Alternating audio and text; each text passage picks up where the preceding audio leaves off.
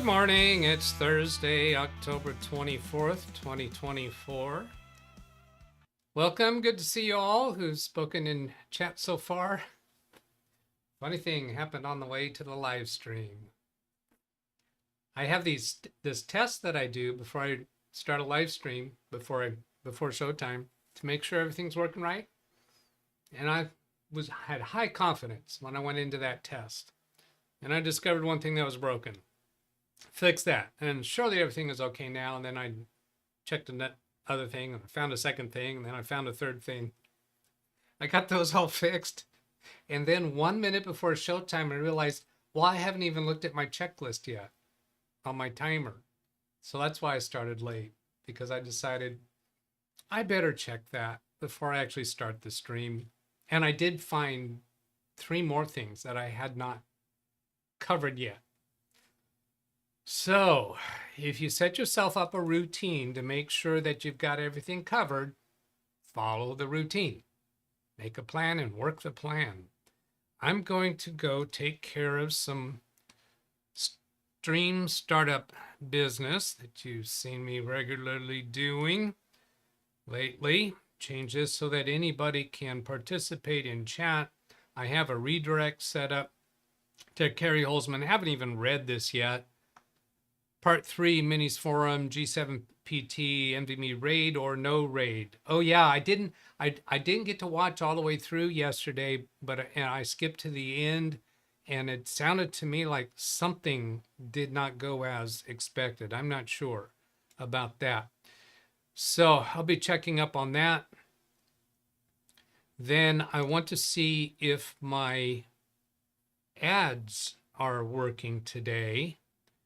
So I've got Baby Beast. Baby Beast is stuck on this trailer again. And then I'll click live. Okay. And then I'll come back here and try my ad break chapter marker and then the break. Manor said 80 button working? I'm checking. I just pressed it. I don't see any response. Baby Beast is not showing an ad. And I didn't even see the typical visual interaction. Jim KJ3 and said I was on time and Doug was late. It's the end of the world as we know it. Yep. Looks like I'm having to sign in again through Stream Deck. I had to sign in again through OBS today. That was one of the things that I discovered was wrong on my test, because SpeakerBot failed to work during the test. I can't test these ad buttons. Rick Lake said, hello, Doug. Hello, Rick. Nice to see ya. Now, it didn't show up then, so I'm going to go through this again. Come on. Continue to Stream Deck. Open Stream Deck. Maybe I should have done that checkbox. There, finally says latest. So now I'll try. If you watch this ad break chapter mark, I think you'll see when I press the button, you should see that depressed. Then I press this one. First one, nope, I didn't see that. It did show up in chat though. And yeah, Baby Beast is showing an ad, so that worked. I don't get a visual indicator, apparently. Ay, caramba. Ay, bendito. Alice says, hi, y'all, great music. I love Steve it when you Mercure guys say said, things I like enjoyed that. the Beatles. Thank you. And Steve also chiming in on that with the Beatles. Great music. And Jeff, thanks for the great trailer. It really does help when you say that, because I am very intolerant of the same old thing after and out, again and again and again. Well, I have all these trailers to choose from, but they're all feeling old to me. So it's really nice when you guys make comments about those. I appreciate it very, very much. My intolerance for doing the same thing over and over is why you haven't seen me stick with the same sign off. Some channels will have the same sign off every time, and actually it's very comforting. Like every time I hear Carrie Holzman say bye for now, it's just comforting. It's somehow mom and apple pie or something. I think I would miss it if he didn't say that, but I just can't bring myself to do that. Okay, enough of Doug talk. All right, I just kind of scanned through that. Nothing jumped out at me. If there's something that if you think I should comment on or look at, then bring my attention to it. Brian's 2 jokes from yesterday. I didn't, well, it did register with me a little bit, but I didn't get to his jokes yesterday. So I'm going to do that today, the jokes he put in yesterday. I have, let's see, that's the shirt I'm wearing now. This one. Yeah, this shows one of the jokes because one of the jokes is before showtime. So it doesn't show up in chat today if you go back and look at that video. Reports of my death have been greatly exaggerated. Mark Twain and I am well. I got that instantly. I knew that. It didn't throw me at all. I didn't read that as the initials of I am well. And then this other one, I have actually a video recording of my reaction. This one here. Now, let's see. I need to do a few clicks to get this properly prepped. I'm going to do, let's see, do I need to do that? If I do this way, I don't think I need that. Okay, so I'm going to adjust this volume. What I did here is you get me on camera, seeing my reaction here in the mauve shirt. This joke from Brian. How do you get down off an elephant? You don't. You get down off a duck. If you're on an elephant, what's a duck got to do with it? Oh, down as in down, feathers.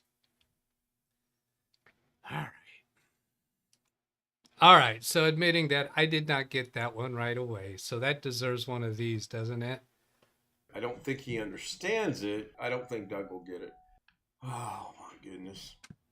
All right. Thank you, Brian, for your jokes. I always enjoy them. Next, let's do a ad break there and a new subject. Now, with these ad breaks, you see, sometimes I do it a little more frequently than you might think I would want to do. YouTube's not going to give everybody an ad break every time I press that button. These are buttons that I'm telling YouTube, I consider this an acceptable time to put in an ad. So from Pineapple Road, I've got, let's see. Oh, here, the symptom tablet upload to a cloud service video. So I have an email from him that I think I'm just going to read without showing. Yeah, because it's difficult to get that positioned. Okay.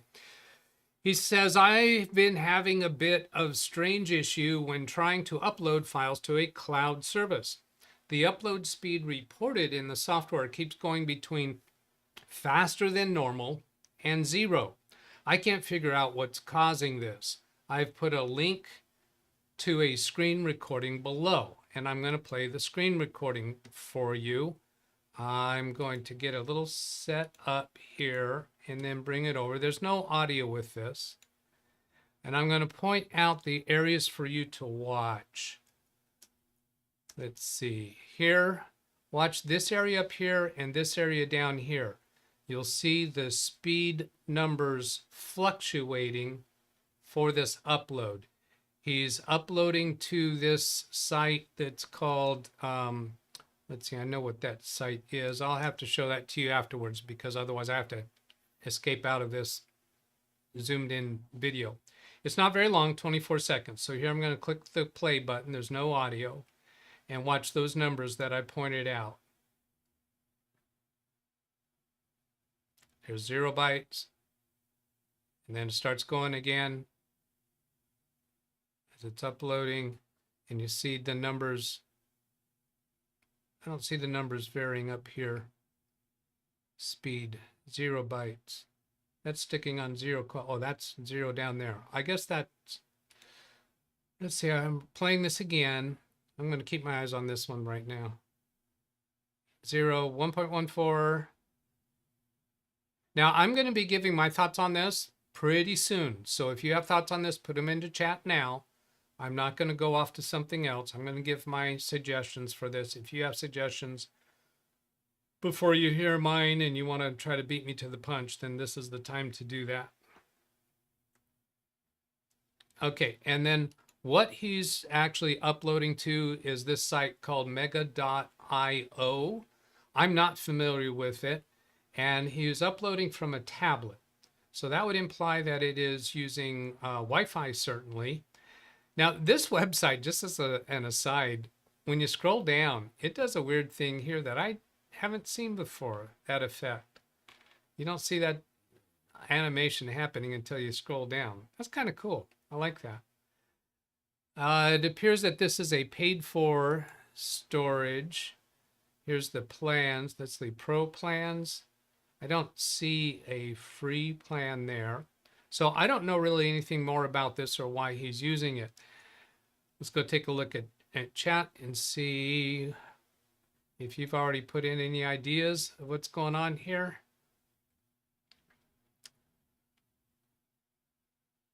Buffering at the receiving end. Oh, Alice has a question. I will come back to that in a little bit. Free editing programs, PDF. So some people in chat are responding too. Mega is well known, located, I believe, in New Zealand, I'm going to say that is. Former owner is being extradited to the U.S. even though he's a New Zealand citizen. Mike used Mega on a free plan. It was very slow. Yeah. Okay. So my thoughts on this is, since it's a tablet, it looks to me like it's not having a very consistent connection with Wi-Fi, and that is trying to renegotiate its connection. So if you're using like a 5 gigahertz Wi-Fi channel, try switching to the 2.4 gigahertz. Try moving closer to the Wi-Fi router. Try uploading to a different device. Like if you're able to upload from that tablet to one of your computers, see if you get more consistent performance there. Of course, if you can upload to a different service, that would be the troubleshooting for determining whether it's a problem with that service. Now, somebody in chat says they were using the free plan. So are you using the free plan? If so, you might be having lower priority from the service, and maybe they've got other activity at the same time.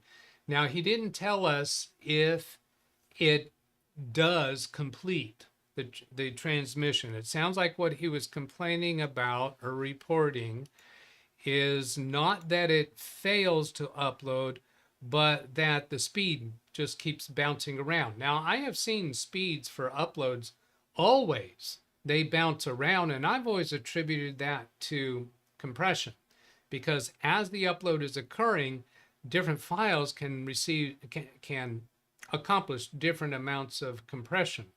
I don't think we know if that's a single file. Well, yeah, it is a single file, because it's let's come back to this. It's got the name of the file here. So it's MP4 file that he's trying to upload. I would expect that to be more consistent, because you're not going to get much more compression on the fly for that, I don't think. Did this used to work more stable and consistently? So there, I've thrown a few questions out. We'll see what he responds with. And thank you very much for the amount of content that you've been providing.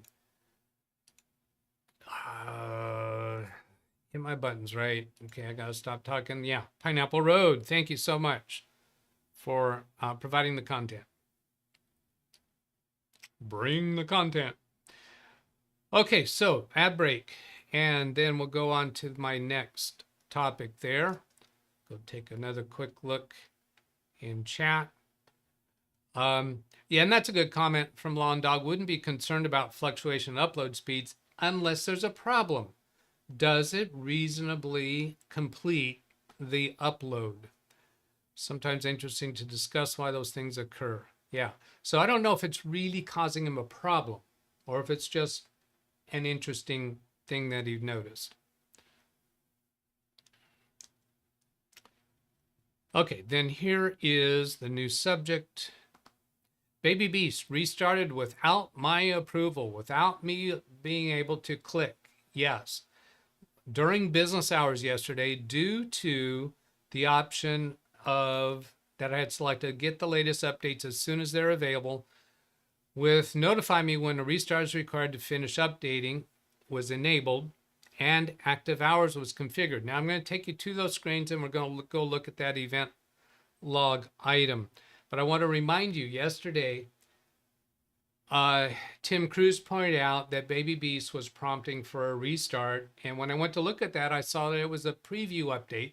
During the show yesterday, I postponed updates so that I would not get that. And then after the show, I had turned back on the setting for get the latest updates because I still wanted it to try to get the 24H2 when it was reasonably available by virtue of the Windows Update process. So I had turned it back on, and that shot me in the foot. I've had this happen with a client once or twice over the years, and it is another reason why I am not going to be doing this anymore. Is get latest updates. So let me show you around about that. I'm going to bring up the settings screen on Baby Beast. I'm going to move the microphone over here and then turn my picture on. Let's do this way. Maybe turn that a little bit. Yeah, let's try this way. So get the latest updates. That was turned on.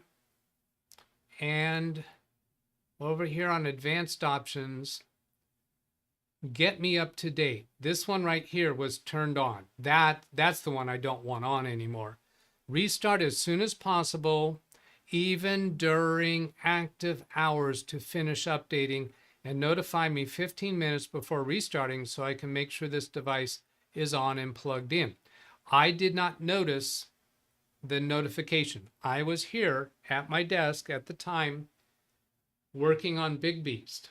So Baby Beast was over here. I didn't realize anything happened until I saw the prompt for me to log in to Windows. So I actually had a remote session with a client's computer at the time. The client wasn't at the computer, so they didn't notice that I had dropped connection. But this will actually restart a computer while you are working on it. It will notify you 15 minutes, letting you know that it's going to do it. But if you don't notice that notification, if that notification pops up over here and you click on something else that covers that notification, or somebody dismisses it, the computer will just restart. And I've had that happen to a client while they actually had their hands on the keyboard, hand on the mouse, typing away, doing something. The computer restarts. So that is something I do not want to have set on any of the computers that I work with. Now over here on Event Viewer, I'm going to show you what it looks like there. Here's this event item 1074. I think that's what I said here in, 1074. Event 577 and event 1074. So this is 1074. Double click on it. The process preview notification has initiated the restart of computer Doug Big Beast Baby on behalf of users Doug Big Beast Baby Doug for the following reason: operating system service pack planned. So it will just boom, restart the computer. I do not want that happening anymore. No, bad computer, bad computer. Okay, so I'm going to move this microphone back. Let's see, can I show you that? Maybe. Yeah, I have it over here when I'm trying to look at baby beast. And then just move it over here.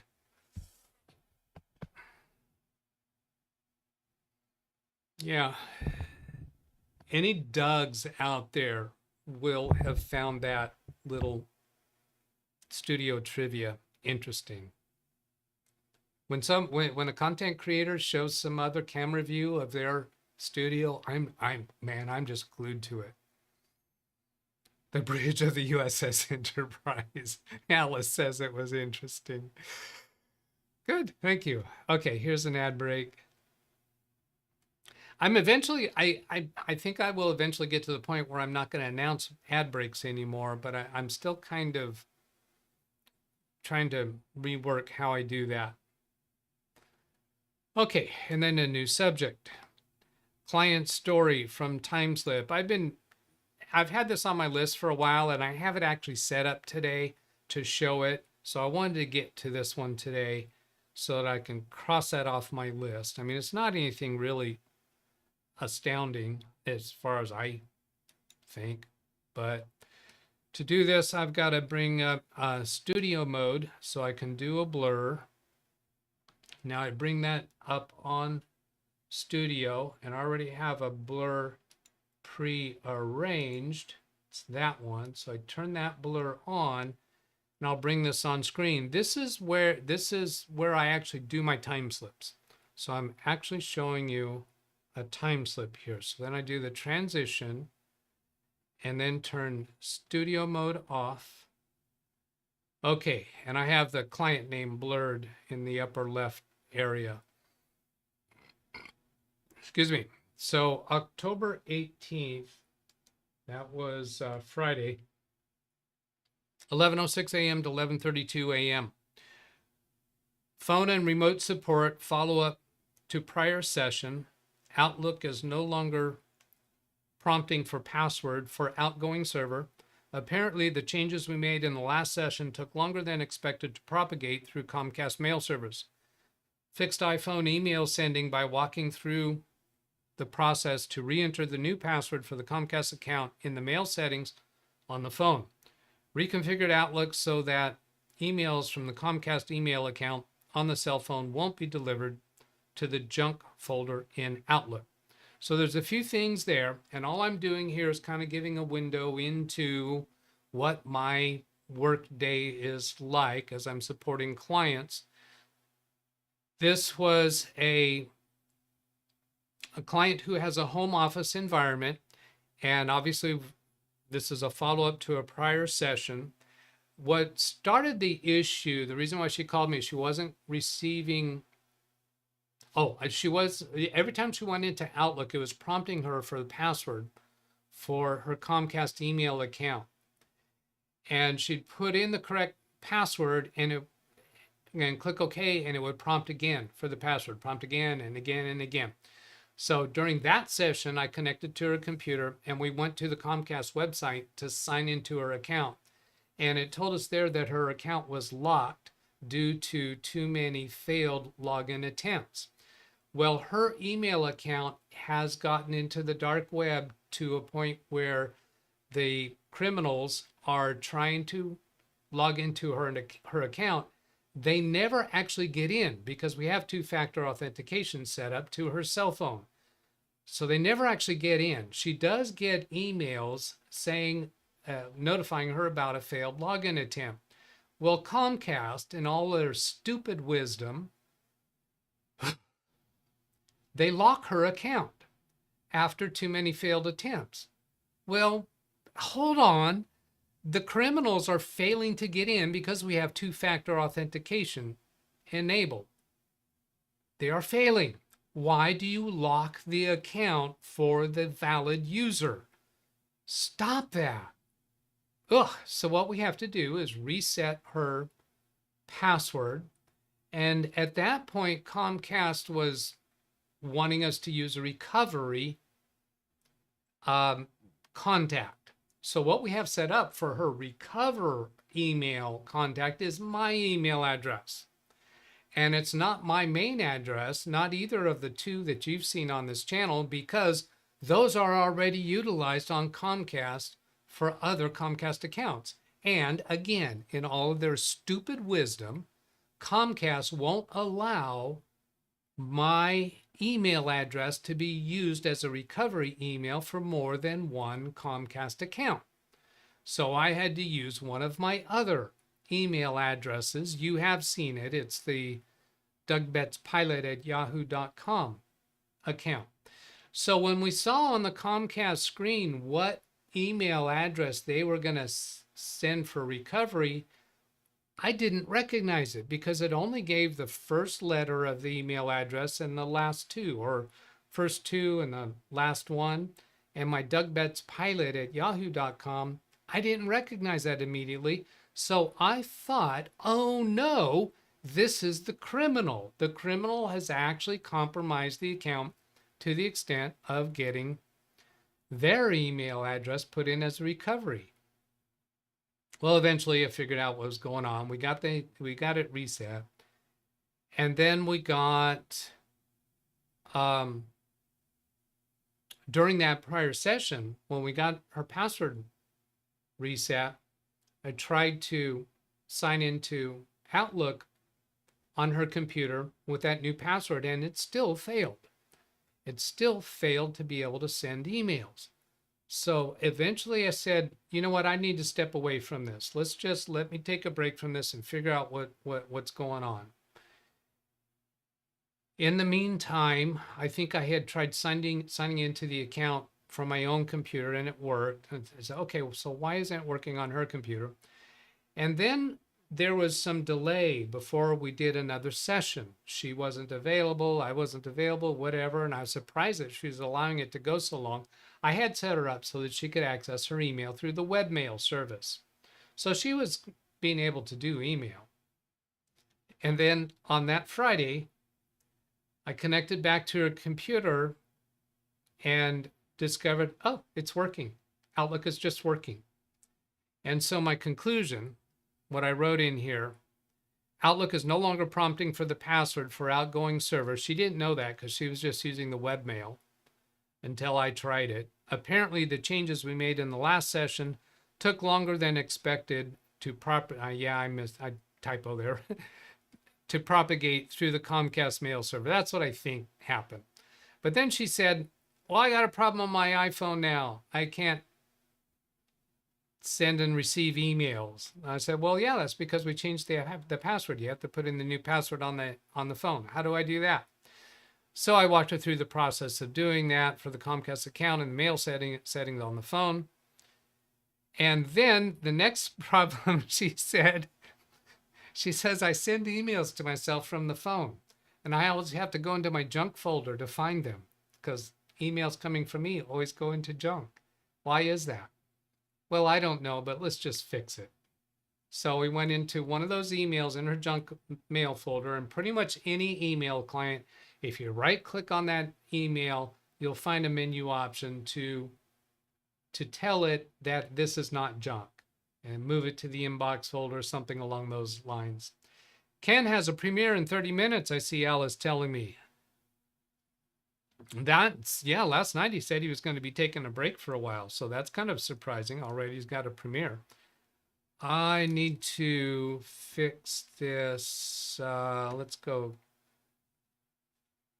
You're not seeing me right now because I need to close that screen so that I can reset my blur, turn that blur off. And then it is 9:31, so we'll go set up a redirect, not a redirect to Ken's show. We'll go grab a link. So if I go over here to YouTube Tools, Ken Stout Live, it's not a live show. She said it's a premiere. So if I come over here to videos, here's the notify me. If I click on the 3-dot menu, share, copy that, and then go paste that into chat. Ken's premiere. I don't even know if he's in chat. I haven't looked, but I'm about to sign off. Sayonara. I will read through your chat mail, your chat messages later. And go hit this button. All right. Have a great day, everybody. I will catch you later. Goodbye.